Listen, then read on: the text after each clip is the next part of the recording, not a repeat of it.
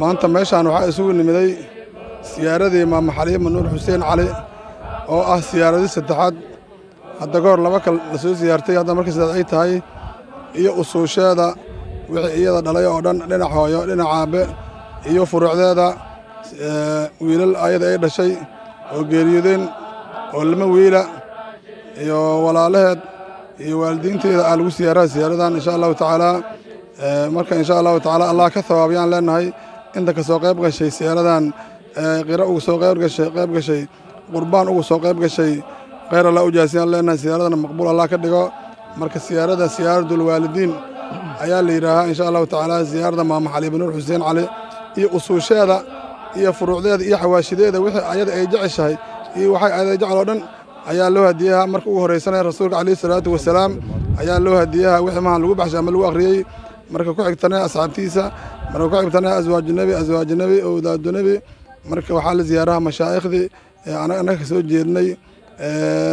ku tagayaan ilaa rasuulka kaleey salaatu wasalaam ku tagayaan hadda anaga uuna dhalay abashi maxmuud cadow maxamed hadaafow oo anaga ku abtirsano siyaarada waxay ku saabsan tahay dadkaasi ku saabsan tahay rasuulka kaleey salaatu wasalaam Allah ka thawaabiyaan leenahay ka bacdina Allah ka thawaasho dadkii oo anaga aan ka soo askunay oo waalidiinteena ahay iyo dadkii walaalaheen ahay wixii dhintay mashaayikhayna macallimiintayna dhammaan Allah ka thawaabsho leenahay waxa oo siyaarada loo niisay waa badihiin khayraad badan oo ilaahay laga rajeeyayo dartood ayaa loo dhigay siyaaradan wax oo hadda gooniya oo muraadka laga mala ilaahay dartiisa loo dhigay marka assalaamu calaykum waraxmatullaahi wabarakaatuh waxaan iga dambeeyahay Ismaani Xaaji Nuur Cali xaajiga Xaaji Ismaan Xaaji Nuur Cali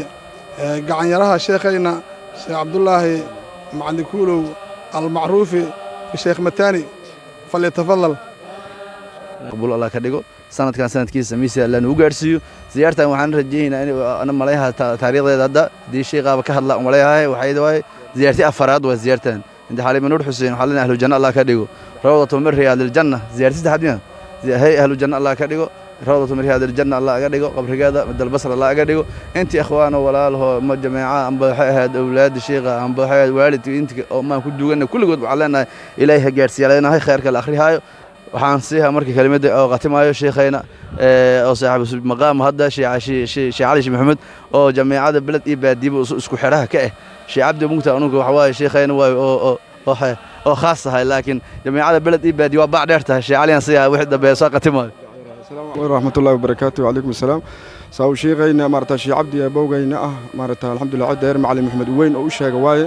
marka mad alxamdulillah yaani maarta haddana ku saa'idi maayo sheekhayna Sheekh Ismaan waa soo sheegay waalidiintayna ayaa xuskooda yaan joognaa siyaarado dhaxad Allah nooga dhigo alxamdulillah maarta nafaxaadkooda Allah nagu soo waafajiyo tawxiidka iyo qeyrada quraanka ma ka dhacay Allah nagu anfaco Allah nagu aqbalo siyaar dhaxad Allah nooga dhigo intii wanaaga oo maarta alxamdulillah maarta waxa waaye arrimana oo maarta alxamdulillah ma wacdi ama waana culimadayna sheegtay kan fiican sheegi maay Allah nagu anfaco assalaamu calaykum